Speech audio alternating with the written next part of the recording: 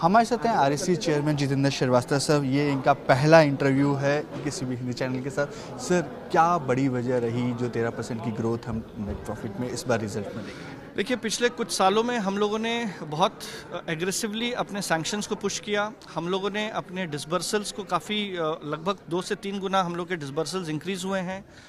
हम लोग के जो पुराने जो लेंडिंग प्रैक्टिसेस हैं, हमारे एंटिटी अप्रेजल प्रोसेसेस हैं, ये काफ़ी साउंड है।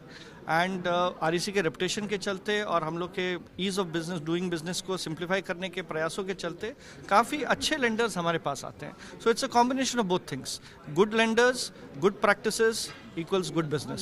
सर, रिन्यूएबल सेक्टर जो है उसमें 30 लाख करोड़ के आसपास की लोन की ज़रूरत है, जिसमें से आरईसी की कैसी ग्रोथ रहेगी, कितना पोर्शन आप देख रहे हैं कि 2030 तक 2047 तक आरईसी का लोन पोर्टफोलियो रिन्यूएबल में इतना होना चाहिए?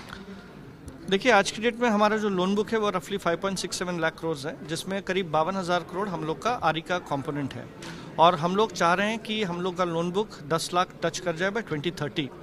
एंड उसमें हम लोग चाहते हैं कि कम से कम 3 लाख आरई को डेडिकेटेड रहे। तो कहने को तो 30% है, लेकिन हम लोग को वो अचीव करने के लिए हम लोग को 6 गुना अपना परफॉर्मेंस बढ़ाना होगा over the next 4 or 5 years. So it's a tough task. It is not an easy task. There's a lot of competition. The sector looks at very competitive interest rates. Obviously, competitive interest rates देंगे तो हम लोग का जो profit margin है उस पर भी प्रेशर आता है। एंड हम लोग की एक जवाबदेही अपने स्टेक होल्डर्स के प्रति भी है। तो ये सब को ध्यान में रखते हुए we have taken a conscious decision that we will push the RE sector, we will be aggressive about it and we are trying our best. Let's see, we should do it. Sir, net NPA में भी कमी आई है, 0.38% रह गया है sir, और 6,000 करोड़ के आसपास आपने रिकवरी भी की है। आगे आपको कैसा लग रहा है, क्या एनसीएलटी एक रूट होगा या रिन्यूएबल सेक्टर्स में एक अच्छा ग्रोथ है तो वहाँ से रिकवरी पॉसिबल हो पाएगी? देखिए, हम लोग का भी एनपीए ड्रॉप हुआ है। Last year it was 0.8%, it is now 0.38%। और हम लोग कोशिश कर रहे हैं कि इस साल इसको 0 एनपीए करें। NCLT is an option, but we would like to see how we can do it. अभी we have worked a lot और हम लोग के करीब 12 केसेस हैं जो अभी भी रेजोल्यूशन खोज रहे हैं। तो उन सब में इंडिविजुअलिस्टिक अलग अलग डिसीजंस हम लोग लेंगे, केस टू केस बेसिस पर हम लोग देखेंगे। But our objective will be to move towards 0 NPA status. Sir, small reactor जो न्यूक्लियर हैं उनमें कैसा ग्रोथ आप देख रहे हैं? वो क्या ऑप्शन एक रह सकता है? ग्रीन हाइड्रोजन, ग्रीन अमोनिया की तरफ भी क्या आरईसी का फोकस रहेगा?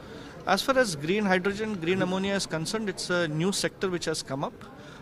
The projects are still in infancy stage. इसमें बहुत काम हुआ नहीं है. We are also trying to build up our entity appraisal and such things कि किस टाइप से चीज़ें हम लोग को देखनी चाहिए. नया सेक्टर है, नए चैलेंजेस हैं. We will approach it slightly cautiously. Sir, last question to you sir. आप प्रधानमंत्री सूर्यघर योजना के नोडल एजेंसी है सर, कैसी ग्रोथ चल रही है? 51 लाख अभी तक इंस्टॉलेशन या कहें कि डिसबर्समेंट हुआ है, 1 करोड़ का टारगेट है, कब तक आप इस चीज़ को पूरा कर लेंगे? 51 लाख का डिसबर्सल नहीं हुआ है, 1 करोड़ का टारगेट है। करीब 51 लाख लोगों ने आवेदन दिया है, जिसमें से हम लोगों ने करीब 12 लाख लोगों को कनेक्शंस अभी तक दिलवाए हैं। और हम लोग की कोशिश है कि अगले 2-3 साल में हम लोग का जो 1 करोड़ का टारगेट है वो जल्द से जल्द अचीव हो जाए।